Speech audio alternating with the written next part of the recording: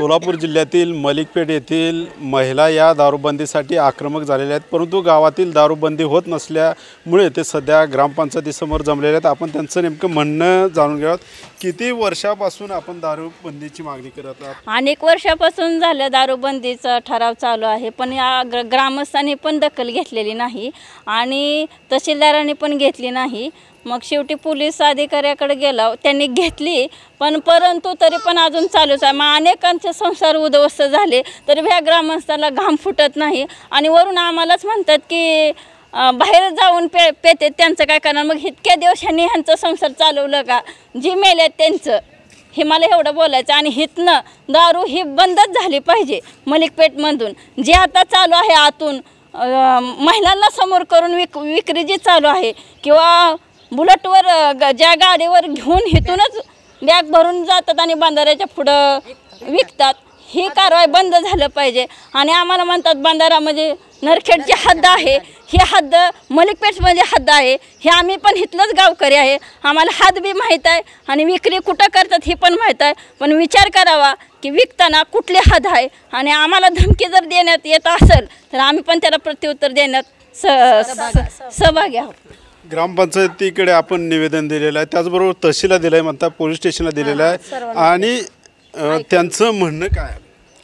काय नाही, हप्ते घेतात तेवढ्यापुरतं बंद होतात, नंतर अजून चालूच होते। मग त्यांना कंटाळून आम्ही आयकर विभागाला नोटीस दिलेला आहे। मग आयकर विभागाने धाड टाकलेली आहे, पण त्याला पण ही लोक घाबरत नाही। तर माझी इच्छा आहे 25,000 रुपये विकणाऱ्याला दंड रोजच, जर ते रोजच दिसला तर 25,000 रुपये दंड करावा आणि पेणाऱ्याला 1,000 रुपये दंड असावा। गावात किती वर्षापासून दारू सुरू आहे आणि किती कुटुंबाचं नुकसान झालं? गावात सध्याला नाही म्हटलं तर किती आधीपासून दारू विक्री चालूच आहे, 25-30 वर्षापासून चालूच आहे। पण महिलांचे जीव उद्ध्वस्त झालेले आहे, ह्याला जबाबदार कोण? सरकार जबाबदार राहणार का? ग्रामस्थ आहेत का? ग्रामस्थ फक्त म्हणतात त्यांनी होऊन आमच्याकडे येतात, मग ह्यांनी बंद केलं आमची माणसं कशाला जातात? ज्या महिलांच्या आता सध्याला परिस्थिती आहे, नवरा पिऊन घरात झोपून राहतात, बाया दररोज कामधंद्याला जातात, नवरा घरातल्या वस्तू विकतात, घरात पत्र ठेवत नाहीत का, चटणी का डाळी सुद्धा ठेवत नाहीत, जमिनी सुद्धा ठेवलेल्या नाही त्या, तरी ह्यांचं जबाबदार राहणार कोण? महिला। आम्हाला फक्त एवढं सांगण्याचं आहे की दारू गावातली बंद झाली पाहिजे, नाही झाली तर आम्ही आत्मदहन करू। ग्रामपंचायतच्या सर्व ग्रामस्थांना पण मी सांगते की ग्रामपंचायतच्या सगळ्या ह्यांना सांगते की गावातली दारूबंदी झाली पाहिजे, नाही झाली तर आम्ही डायरेक्ट ग्रामपंचायतच्या समोर आत्मदहन करू। नाही झालं, ज्या महिलांची कुणाचा नवरा मेलाय, कुणाचा मुलगा मेला, त्यांना ती ज्याला दारू चालू करायची असेल ना, त्यांनी त्या माणसांचे घर संसार भागवावं, मग त्यांनी हे करावं। कारण की ज्या बायांची अवस्था आता बेकार आहे, ह्यांची घरं ह्यांनी स्वतः बंगल्यावर बंगलं बांधतात, ज्या बाईचं नवरा मेला त्या बाईनं काय करायचं? उद्या दररोजच्या कामधंद्याला त्या बाईनं जायचं। मग ही जबाबदार कोण घेणार? मी सरकारला एवढंच आवाहन करते की ग्रामपंचायतला बी सर्वांना बी सांगते की येथून एखाद्या तर महिलेचा नवरा मेला किंवा कुठल्या आईचा मुलगा तर मेला, त्याला जबाबदार कोण राहणार एवढं त्यांनी मला सांगावं। आणि इथून कुणी तर दारू चोरून आता सध्याला दारू महिलांच्या ह्याच्यातनं विक्री अजून चालू आहे, आणि आम्हाला 10 वेळा सांगण्यात येतं की बंधारा नरखेडच्या हद्दीत आहे। ज्याला नरखेडची हद्द माहीत नसेल तर त्यांनी बंधारा सोडून 200 फुटावर हद्द त्यांनी बघावं आणि नरखेडमध्ये जाऊन स्थायिक व्हावं, आणि तिकडे त्यांनी काय करायचं ते करावं। पण मलिकपेठमध्ये दारूबंदी झाली पाहिजे एवढं महिलांमार्फत मी सांगते, पण त्यांनी ऐकावं की दारूबंदी नसली झाली तर जेवढ्याही महिला आता सध्याला ना अजून पण आहेत, त्यांनी डायरेक्ट ग्रामपंचायतपाशी येऊन आम्ही आत्मदहन केल्याशिवाय राहणार नाही। दारूमुळे नेमकं काय त्रास झाला? दारू म्हणजे लांबचं काय सांगायचं मला काय नाही, पण माझ्या घरातलंच एक उदाहरण आहे। माझा नवरा 2 महिने झालं दारूमुळे आजारी, त्यांच्या लिव्हरला सूज आली होती। माझा दिवाळी दसरा सण हे कसं गेलं मला माहिती आहे, तरीसुद्धा नाही का मला शेत वगैरे नाही, मी करून खाते, माझा नवरा पण करून खातो। आता यांनी दारू वगैरे पिऊन जर दारूतच पैसे उडवल्यानंतर मी यांचा दवाखाना कसा करायचा? मी करून खाते, माझी येणारी मजुरी काही एवढी नाही आहे की मी त्यांचा दवाखाना, माझ्या 3 मुली आहेत त्या मुलींचं संगोपन करायला माझी काही एवढी नाही का हे नाही आहे मजुरी। त्यामुळे नाही का मला असं वाटतंय की नाही ग्रामपंचायतने आम्हाला सपोर्ट करावा आणि ही दारूबंदी कायमची गावातनं बंद करावी, हे माझं एवढं म्हणणं आहे। आतापर्यंत गावात दारूमुळे किती जणांचा मृत्यू झाला? आतापर्यंत ह्या महिन्यात तर नाही का 4-5 लोक तर नाही का तरुण आहे ते गेलेले आहेत दारूमुळं. हे यंग पिढी जर नाही का मृत्यूच्या आहारी पडत असेल तर ह्या म्हणजे ग्रामपंचायतनी चांगलाच निर्णय घ्यायला पाहिजे आणि हे दारूची नाही का जे वाटप चालू आहे बंद करायला पाहिजे. दारूचे धंदे त्यांना समजावून सांगायला पाहिजे. आपल्या गावाचं नुकसान होत आहे, आपल्या गावातले बरेचसे युवक मरत आहेत त्यांना, किंवा ते दारू पित आहेत त्यांच्या घरच्यांचं कुटुंब उद्ध्वस्त होत आहे, त्यांना शिक्षणापासून या सगळ्या गोष्टींना सामोरं जावं लागतं आहे. मजुरी करून खाते ते, त्यांचं घर संसार कोणी सांभाळायचा, त्यांनी आजारी पडल्यानंतर यांना दवाखाना वगैरे कसा त्यांनी करायचा. यामुळे सगळेजण इकडं दखल द्यावी, सगळ्यांनी लक्ष द्यावे आणि आमच्या संसाराकडं आमच्या लेकरांकडे लक्ष देऊन ह्या सगळ्यांचा विचार करून दारूबंदीसाठी सहकार्य करावं हे माझे एवढे म्हणणे आहे. काय सांगाल दारू बंदीबद्दल? काय सांगाल? दारू कित्येक वर्ष चालू आहे तरी ह्या आम्ही निवेदन दिलं ते मोहोळला सोलापूर हे निवेदन दिल्यामुळं का नाही त्यांनी काय असं दखलच घेतली नाही. आणि आम्ही किती जर त्यांना सांगितलं, फोन केले 4 वेळा फोन केला तर त्यांनी काय म्हणले की येतो, आता येतो, नंतर येतो.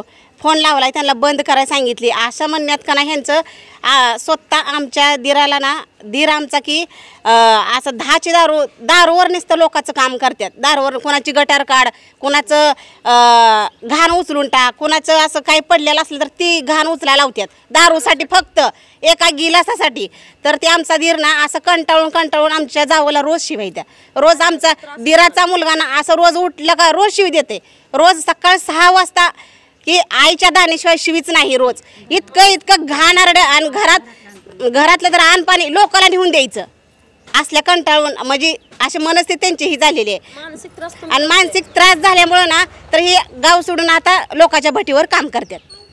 आपण एक निवृत्त मुख्याध्यापिका आहे, दारूचे दुष्परिणामाबद्दल काय सांगाल? तर दारूचे दुष्परिणाम म्हणजे दारू पिऊन त्याचा लिव्हर खराब होतो दारू पिणाऱ्याचा आणि अकस्मात मृत्यू होतो दारू पिऊन.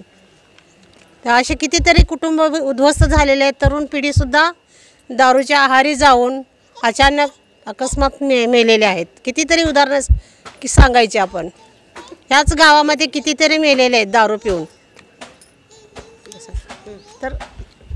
तर याचा या गोष्टीवर दारूबंदीच्या विषयावर या गोष्टीवर सरकारने गांभीर्याने विचार करावा अशी आमची विनंती आहे. दारूमुळं बिगर लग्नाची मुलं सुद्धा मेलेत. एक बायको गरोदर असताना बाप मरतो, त्या लेकरांना बापाचं काय ओळख सांगायची. आणि माझा स्वतःचा मुलगा दारू पिऊन रक्ताच्या उलट्या करतोय. त्याला घरात झोपायला जागा नाही, खायला जागा नाही, जेवायला अन्न नाही, लेकरं त्याची रस्त्याने फिरते ते. मग एवढी दुरावस्था आहे, मला कामधंदा होत नाही. मग त्याचा परिवार कसा सांभाळायचा, त्या मुलांनी भविष्यात कसं जगायचं, त्यांना हक्क आहे का नाही स्वतःच अस्तित्व जगण्याचा. मग ही दारू विकणारे त्यांना मोठमोठे व्यवसाय करता येतील दारूच्या जागी. मग ही दारूच का विकावी, आणि विकायचीच असेल तर आमचं त्यांना मना नाही, त्यांनी गावाबाहेर विकावं एवढीच मला विनंती आहे. जास्त मी बोलू शकत नाही. सोबत काही युवक पण आहेत, काय सांगशील दारूबंदीबद्दल काय सांगशील? नमस्कार. आज गावामध्ये सर्व महिला, गावातील तरुण सर्वांच्या वतीनं 26 जानेवारी 2023 रोजी आम्ही ग्रामपंचायत यांना अर्ज केला होता. तो ठराव मंजूर केला. परंतु दारूबंदी करण्याचं कारण वाढती बेरोजगारी आहे आणि आता जे बेरोजगारी आहे, ठराव ग्रामपंचायतीने केला होता का, मग का दारूबंदी झाली नाही, काय त्याच्या मागचं कारण आहे? त्यांनी फक्त ठराव मंजूर केला, परंतु काय प्रॉब्लेम असेल हे त्यांनाही माहिती. परंतु माझं काय म्हणणं आहे, तहसीलचं काय म्हणणं आहे? त्यांनी काय त्यांचा येतात, त्यांनी सांगतात, समजून सांगतात, परंतु ते क्लिअर कोणती गोष्ट होत नाही. याच्या मागचं कारण काय हे त्यांना माहिती, गावचे काय प्रतिष्ठित नागरिक त्यांना माहिती. परंतु आम्ही कोणाला व्यक्तिगत विरोध नाही. आम्ही गावच्या सर्वांगीण विकासासाठी आणि तरुण वर्ग असेल, कारण शिक्षणाचा प्रश्न आहे. आता वाढतात रोग, निमोनिया, डेंग्यू यासारखे रोग आज पसरत आहे. ग्रामपंचायतीने ठराव केलाय, सरपंचाचं काय म्हणणं आहे की दारू विक्रेत्यांना या ग्रामपंचायतीचं पाठबळ आहे का? असं आता म्हणावं लागेल, कारण आज वर्ष झालं की कोणती गोष्ट क्लिअर नाही. एकाचा बंद होतो, एक जण चालू ठेवतो. याच्या मागचं आम्हाला कोणालाही टार्गेट करायचं नाही. आमचा एक प्रश्न आहे की आज आमच्यातली तरुण वर्ग आणि तरुण पोरं आमच्याबरोबर बसणारे गेलेत. एका महिन्यामध्ये 2-2 एक्सपायर झालेले आहेत, तरी यांचे डोळे उघडत नाहीत.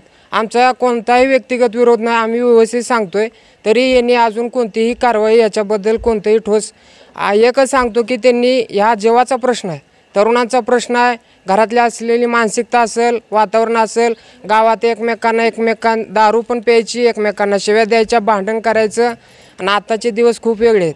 आम्ही सांगतोय आमचा कोणताही कोणाला विरोध नाही किंवा कोणाला त्रास देण्याचा आमचा हेतू नाही, फक्त सर्वांच्या ग्रामस्थांची आणि तरुणांची आणि महिलांची मागणी आहे.